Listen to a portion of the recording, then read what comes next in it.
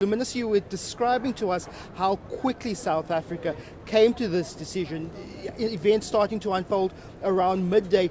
By 5 p.m. yesterday, you were already meeting with the President. Why such haste to make a decision to recall the South African ambassador from Tel Aviv? Okay, I think we'd better separate the two. The reason why we responded to what was unfolding in the Gaza is because we come from a history where we have gone through the most violent responses from a government.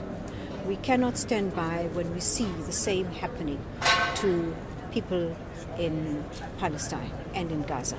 We've had interactions with various stakeholders on our concern around the issue of Palestine. We have stood over this period that we've been in government on the side of trying to ensure that there is peace. We have supported the Palestinian people because we understand their cause. We've also understood the cause and the right of the people of Israel. And we have opted for a two-state solution to the problem of that area. However, yesterday, when it became clear to us, because we have an alert system at DIRCO, when it became clear to us that the violence was escalating on an unprecedented level, we became very concerned. So we followed the matter, and I thought I should call my US counterpart to say, is it possible for them to use their influence in relation to their relationship to Israel to please ask the Israeli Defense Force to stop the fire? If they needed to protect the property of the people of Israel, there are other means other than live fire. Live fire is completely unacceptable in a peaceful demonstration such as we saw yesterday. And of course I needed to contact the President because finally the decision would be that of the President, even though I represent him in our international communication. By 6 o'clock, it became quite clear that the fatalities had gone beyond what was acceptable. We survived as South Africa to see the dawn of democracy, because when this happened to us in 1960 and in 1976, the world spoke as one to say this is unacceptable. We have a responsibility too, as a peace-loving world, when we see something of this nature, to say it is completely unacceptable. Somebody has to bring sense to somebody who's behind a gun. And so we decided we were going to recall our ambassador so that he can come and explain to us what is happening in the Gaza, what is happening between Israel and the Palestinian people. Because what we had and what we relied on was what we saw on television. What we had and relied on was what we had from our alert system. So we've recalled him.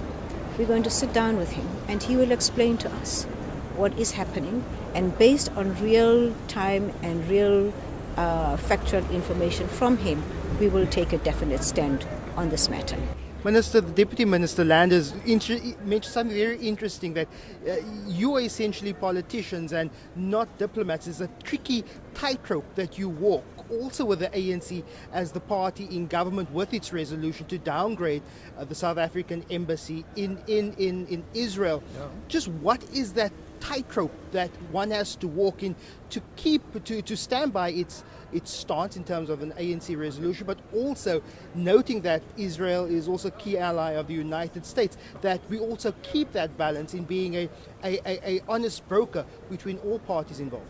Well, it is a tightrope at all times when you're a politician and you have responsibilities.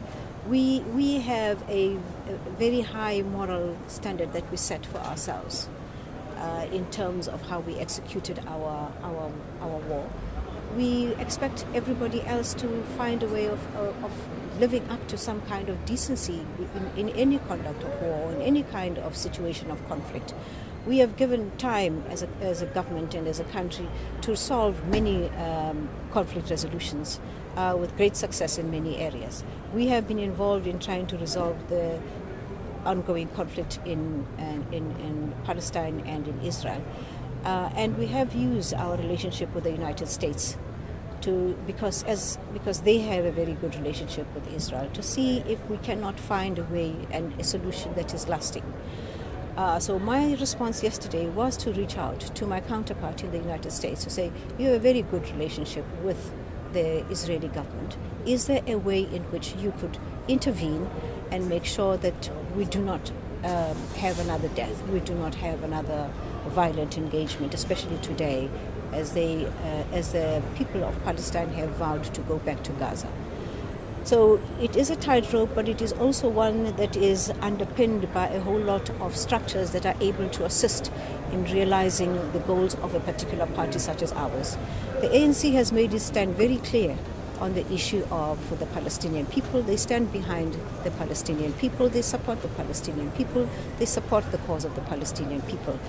They've actually passed a resolution in the 54th conference asking us as a government to downgrade the embassy to a lower status.